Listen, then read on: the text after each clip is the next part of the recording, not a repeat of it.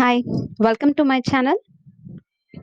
In the previous session, we have discussed about the Thevenin's theorem. So today we are going to learn about the Norton's theorem, and we will solve a small problem also on it. Okay. Yes, in previous session, Thevenin's theorem, Thevenin's equivalent circuit, and also problem we have seen discussed. And the objectives of today's session is that states Norton theorem, the statement of the Norton's theorem, explanation of the Norton's theorem, and how the Norton's theorem is applied to a circuit, and we will see for one problem on the Norton's theorem also. Known to unknown. So we have already discussed about many laws and theorems are available for solving networks. Some of them are Kirchhoff laws, Maxwell loop current theorem. We have not yet discussed about Maxwell loop current theorem. Okay, superposition theorem, Thevenin's theorem, etc. Okay, likewise, Norton theorem is also one of such theorems.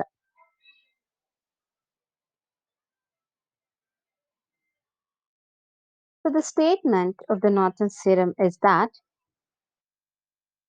any two terminals, any two terminal active network, when viewed from its load terminals, can be replaced by a single current source in parallel with a single resistance. That single current source is called Norton's current source, denoted by IN, and the resistance is called Norton's resistance, denoted by RN. So, this is a two terminal circuit. Okay, in this circuit, we have battery resistance R1 and R2 and load resistance which is connected across the terminal E and B. So here this network is converted into the Norton's equivalent network circuit. Okay. So here the total source available here has been converted to the current source and in parallel with a resistance. So that is Rn and the current source is In. So the total circuit except the load resistance, total circuit is shifted or replaced by current source in parallel with resistance, that is In in parallel with Rn. Okay.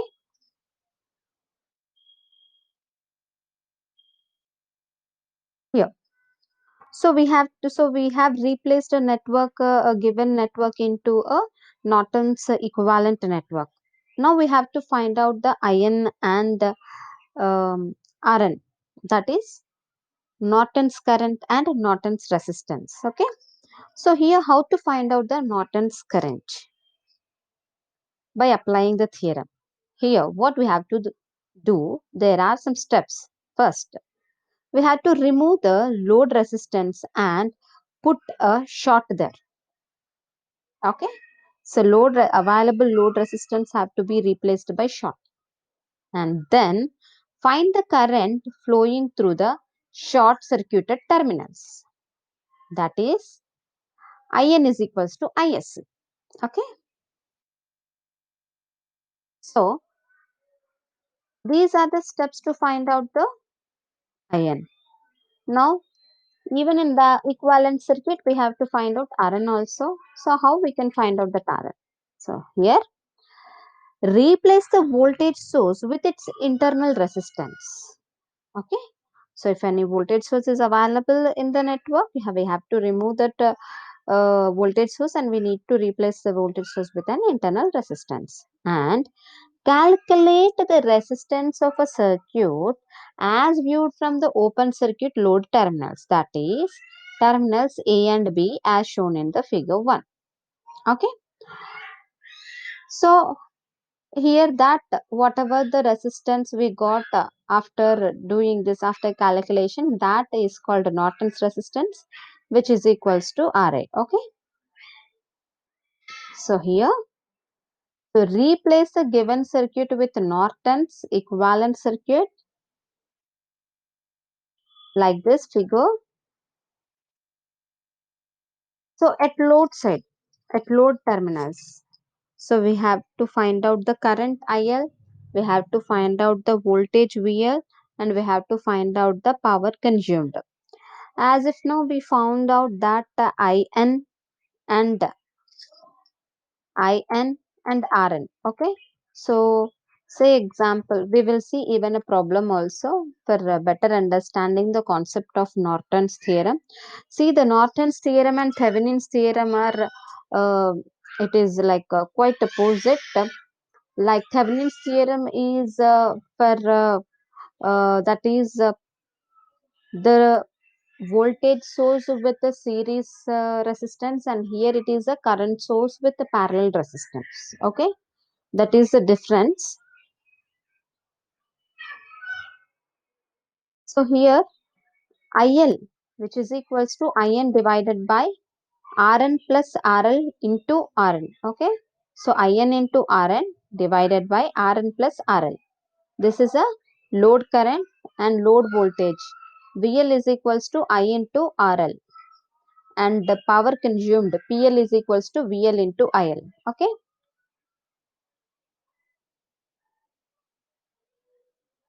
fine. We will go through one problem for better understanding of the Norton's theorem, how we are going to apply the Norton's theorem to a given circuit. Okay, so here using Norton's theorem, calculate current through 15 ohms resistance in a circuit shown in figure 4. Okay, so this is a figure.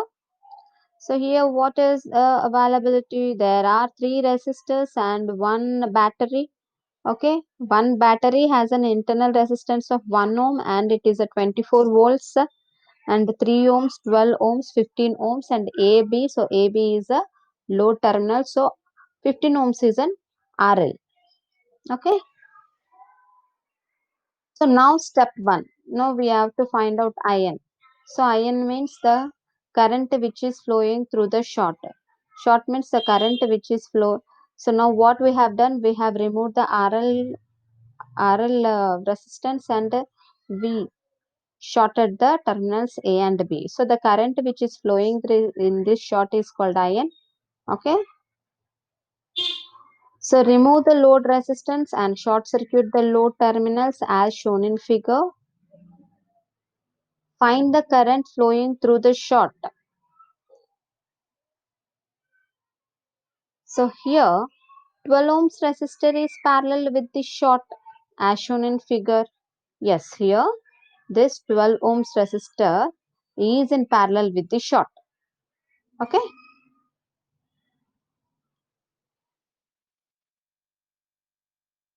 So what happens here? Which is the low resistance path in these both? Obviously the short circuit have a zero resistance, so the total resistance which is coming through 3 ohms will pass through the short only instead of 12 ohms. So we can remove this 12 ohms. Okay, so here, so this is a circuit after removing the 12 ohms. So 12 ohms resistor will also be shorted, therefore the circuit will be as shown in figure. Okay, so IN is equals to 24 divided by 3 plus 1. Okay, so which is equals to 6 amps. So the 6 amps which is flowing from 3 ohms is passing through the short. So IN is equals to 6 amps. So now what we have to do? We have to find out RN. So how it will be found, we will see. Okay. So here replace the battery with its internal resistance and open circuit load terminals as shown in figure. So replace the battery with the internal resistance, that is 1 ohm, and open the load resistance. Okay. So now to find out the RN, you view from here and find out the total resistance which is available across A and B. So calculate the resistance of the circuit as viewed from the open circuit load terminals. So when we look into the circuit as shown in figure 7, from the open circuited load terminals, okay, so we could able to observe that 3 and 1 are in series, and this combination will be in parallel with 12 ohms. So now we have to find out the what is a total resistance. Okay. So here Rn is equals to 3 plus 1, 4. So 4 ohms. So here this is 4 ohms will be parallel with 12 ohms. Okay. So how it is? See. So you have to simplify even the circuit also, so that the process will be step by step.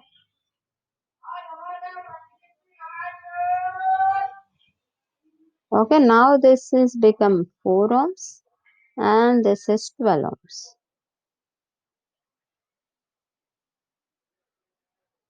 So now these two are in parallel. So we have to find out parallel. Okay, so that is 4 into 12 divided by 4 plus 12, which is equals to 3 ohms. So the total resistance when you viewed from A and B, that is 3 ohms. Okay. So now Rn we got it is 3 ohms. Now we have to draw the Norton's equivalent circuit. Okay. With the values which we have got. So this is IN is equals to 6 amps and RN is equals to 3 ohms and the load resistance is equals to 15 ohms. Okay. So replace the given network with Norton circuit as shown in figure, and now we have to find out IL. Okay. So find outing of IL. IL is equals to IN into RN divided by RN plus RL. So we know IN, we know RN. So substitute the values in the formula, which is IL is equals to IN into RN divided by RN plus RL. Okay. So this is 6 into 3 divided by 3 plus 15, which is equals to 1 amp. So the load current is 1 amp. The current which is flowing through this is 1 amp. Okay. So like this is how we are calculating the total current. Okay. Now you can even calculate the total the power consumed what we have previously saw three formulas. So you can even find out the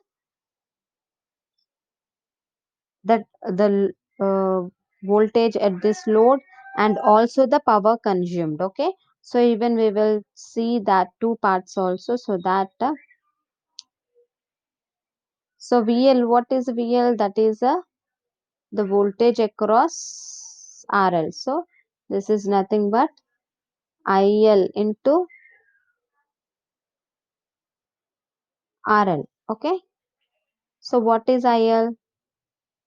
IL is 1 amp. R is, so 1 into R is 15. Okay, which is equals to 15 volts.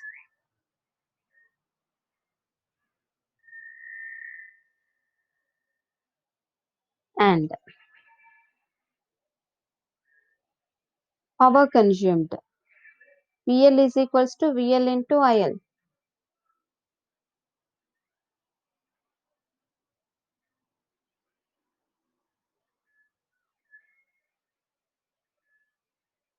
Okay, which is equals to VL is 15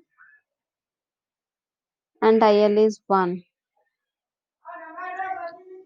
So which is equals to 15 parts. Okay. So here, so likewise we can find out IL. So load current. Okay. So we have gone through the Thevenin's theorem. Thevenin's theorem is also similar. So there also we are calculating the IL, the load current, and here also the load current. See, the process and the steps what we are taking is in different manner to find out only the one uh, unknown value. Okay, so there are two theorems to find out only the one value. You can use any of the uh, law, any of the theorem to find out IL value. Okay, so here this is a theorem which can be applied in this way, where Thevenin's theorem is also similar.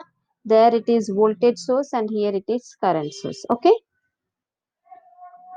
so summary. So we have discussed about the statement of Norton's theorem, okay, and the explanation also, application, application by solving the problem. Okay, so here, what is the internal resistance for an ideal current source? It is infinite. Okay, for ideal current source, the internal resistance is infinite. So the second quiz point is Norton's equivalent circuit will consist of a current source in parallel with resistance, a voltage source in series with resistance, none. Okay. So a current source in parallel with resistance. Okay.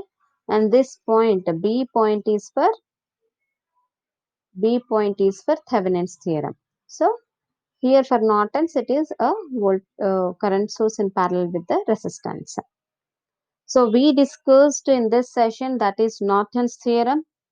In the next coming sessions, we will solve one more problem on Thevenin's and also the Norton's theorem. Hope today's session is understood for all of you.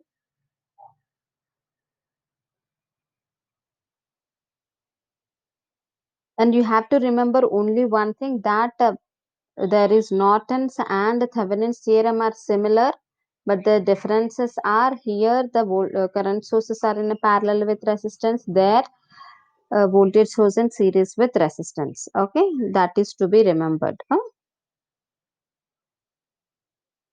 So thank you for listening to my session. We will meet in the next session. Thank you so much.